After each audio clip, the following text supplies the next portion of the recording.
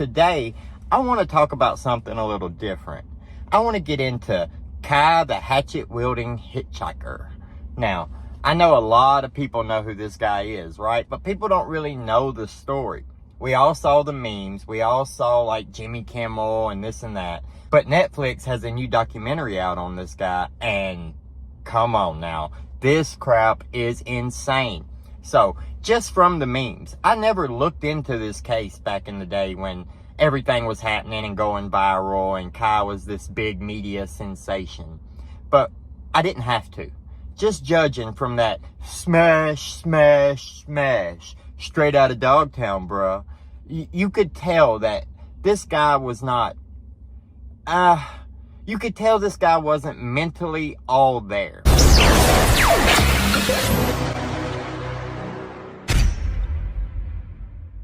I'm one of the heroes. Yeah. Can we talk to you? Do you mind? What do you want to talk about? What happened today? You well? Well, went straight out of Dogtown, skateboarding, surfing it up. Before I say anything else, I want to say no matter what you've done, you deserve respect. Even if you make mistakes, you're lovable. And it doesn't matter your looks, skills, or age, or size, or anything, you're worthwhile. He doesn't have Down syndrome or like slow in a way.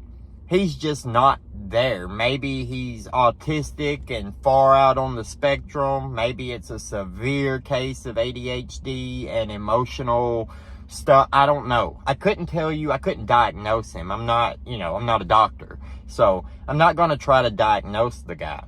But he's obviously not just a normal person. He's a free spirit, right? So I don't understand why anybody was surprised when Kai, the hatchet-wielding hitchhiker, who smashed a guy in the head over and over with a hatchet, was arrested for murder a few months later. I was driving and I was in the passenger side of this f***er's car, and he comes over on there. He was over by the recycling center. He says, "Oh, when I was in the Virgin Islands, 30 years old on a business trip, I this 14-year-old." I was like, "You what?" Now, when we first came to know him, and he had hit the guy over the head with the hatchet, he was painted out to be a hero. He was a hitchhiker. He was a passenger in this guy's car. This guy goes and crashes his car into the back of what looks like a garbage truck or something and pins one of the workers in between. He's like, "You know what? I come to realize I'm Jesus Christ and I can do anything I fucking want to." And watch this, bam, and he smashed into this fucking guy right there, pinned him in between that fucking truck. And then two women ran up to try to help the guy who's pinned in between. And the big guy jumps out and starts bear hugging him, screaming that he's Jesus Christ and all kinds of crazy stuff, right? And so I hop out. I look over, the guy's pinned there. I mean, like, freight train riders know this. Like, if you get pinned between something, do not move that shit, otherwise you bleed out. I ran in, I grabbed the keys, he's sitting there like nothing even happened. If you started driving that car around again, man, there would have been a hell of a lot of bodies around here. So this other guy, he was obviously mentally unstable at the same time. And his charges, ended up in court. He was mentally unstable. So this guy was mentally unstable, but he's attacking these women, trying to help this man. And Kai jumps out of the car, runs around the car, and whacks the guy in the back of the head with the hatchet.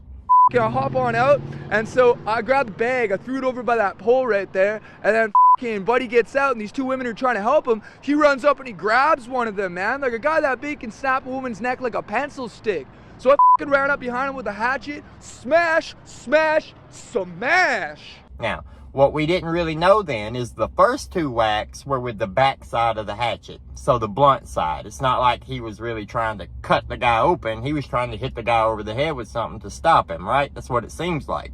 But on that third whack, on that third smash, he turns the hatchet around. He hits him with the sharp side of the hatchet. I'm not going to say that Kai was wrong for that, but what led up to that circumstance is where I believe Kai has some involvement, some wrongdoing. So on the court stand, in that case, Kai comes out and says he was rolling a joint, gave him a joint. Later on, when Kai showed that, hey, I can play music too, and everybody was trying to get a piece of this viral sensation so they could steal his clout, a band wanted to get Kai to play with them. And then one of the guys in that band was listening to Kai tell the story and was like, wait a minute, you say you rolled the joint? You say the joint was laced with all kinds of stuff? and you gave it to this guy and that guy didn't know, and then all of a sudden he's crashed into the back of a truck screaming he's Jesus Christ, that doesn't really sound like you're innocent, you know? And hey, we don't know what really happened. We only know Kai's story and the other guy's story, and both of them are mentally insane. So, I mean, what are you supposed to go with, right? So Kai, he gets to be the hero. The people working with Kai, it ends up being this reporter who is the only person, the one that got that viral scoop, right? That's the only reporter that Kai would talk to that day. And then he left. They just let him leave after hitting a guy in the head with a hatchet 3 times and being in the car with the guy who caused all the trouble. But anyway, so he leaves. So everybody's trying to get in contact with Kai through this reporter. So this reporter attaches his name to Kai. He's talking to Jimmy Kimmel's people. He's talking to the Kardashians' people. They want to make a reality show around this guy. So they start tracking him down. When they track him down, they do a longer interview with Kai. And Kai's like, yeah, I don't really know. I'd rather just go to the bay and smoke weed than go do all that stuff. Flips a pencil, apparently. Decides, yeah, I'm just going to go to the bay and smoke weed. But while they were talking to him, they did interviews where Kai's coming out saying that he got graped, right? That he had woke up at one point and some guy was trying to grape him and he fought his way out of it and ran away. That was a story that he told far before anything crazy happened with Kai a few months later. Well, the people who were trying to work with Kai realized real quick that they weren't going to be able to do any reality shows or anything with this guy because he's out there. He's pissing on the Hollywood Boulevard. He's chugging bottles of liquor. He's completely unpredictable, right? So they realized we can't do a show with this guy. This guy's never going to work with production. He's never going to, like, we could barely get through a Jimmy Kimmel segment. He has no attention span whatsoever, no care. He doesn't care about the money. Every time we give him something, he turns around, gives it away. He's just a free spirit. So that's what they go with. Kai goes on, and he's a media sensation. But, you know, viral moments, they only last for so long. So over time, you know, people stop worrying about him. You know, 3 months later, Kai's out, and he's in New York, and he's looking for a place to stay. He's calling this girl, trying to get her to come pick him up, trying to get a ride, trying to get a place to go. And what does he end up doing? He ends up going to stay with this 70-something-year-old lawyer. Now, this 70-something-year-old lawyer, obviously some kind of a pervert, right? And I guess he thought, or he knew, that he had a chance to have sexual relations with Kai, right? So he goes and apparently, according to Kai, he roofies him and then molests him. Kai says he woke up the next morning and he had this metallic taste in his mouth. He stood up and there was, I don't know a better way to say it, sperm running down the side of his face. So he knew he had been molested or whatever. Well, he didn't do anything about it. According to Kai, he didn't do anything about it. The guy bought him some train ticket. He gave him a hug. All that's on camera. And then Kai leaves. But Kai couldn't find another place to go. So what does he do? Kai goes back to this guy who allegedly roofied him and then molested him and asked him, hey, can I stay with you again? Well, he stays with him again. They eat some burgers, whatever, drink a beer. Kai passes out, and then he wakes up to this old 70-something-year-old lawyer who is not in any physical shape to manhandle anybody. I guess that's where the roofies come into play, right? And he says he wakes up to this guy trying to pull his pants down to molest him again.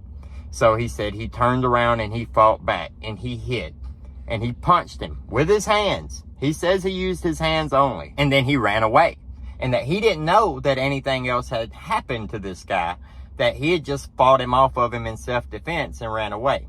Now, there's a lot of holes in that story, right? Like Kai's already said that the guy had molested him the day before. So if you've done that the day before, why would you go back the next day? I mean, if you didn't want that type of relationship with somebody, I'd sleep on the street before I go back to somebody who had just done that to me the night before if I'm not a willing participant, right? But Kai went back. And then apparently he wakes up and he beats dude up to get him off of him and leaves. But when police go find the guy was stomped. The guy was severely beaten and bloody and dead. ear hanging off. Gruesome stuff, right? And like I said, the guy wasn't a real physical, I mean, he was a 70-something-year-old lawyer. He wasn't a bodybuilder. He wasn't a strong person. Let's leave it at that.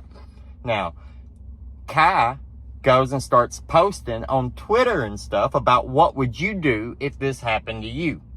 And then, obviously, he gets arrested. He tries to use the self-defense plea and say that dude was trying to grape him. But the courts find that they didn't believe Kai, and they sentenced him. And supposedly the judge told Kai, well, by the time you get parole, you'll still be younger than this guy was before you murdered him. Now, till this day, Kai still says that it was self-defense, that he never murdered anybody. What are the chances? What are the chances? And tell me why people thought that a hatchet-wielding hitchhiker was some local hero. At this point, we know that Kai isn't the person everybody thought he was. Is he a free spirit? Probably so. Kai's name is an AKA, right? Kai's not his real name. His real name, his family name, is Caleb McGilvery. I'll post it right here because I'm not good at saying last names, right? He's Canadian. Now, he's also went by Kai Lawrence and Kai McGilvery, and obviously, as everybody knows him, Kai the Hatchet-Wielding Hitchhiker. This story is crazy. There's a whole new documentary out about this on Netflix. This happened back in 2013. 2013, for 3 months, we had Kai the Hatchet-Wielding Hitchhiker as a hero, and then suddenly, he was a murderer. And it didn't really take much for people to say, oh yeah, obviously he was a murderer, right? Like, obviously, a hatchet-wielding hitchhiker is not the best thing to come across. I mean, sometimes common sense leaves us, right?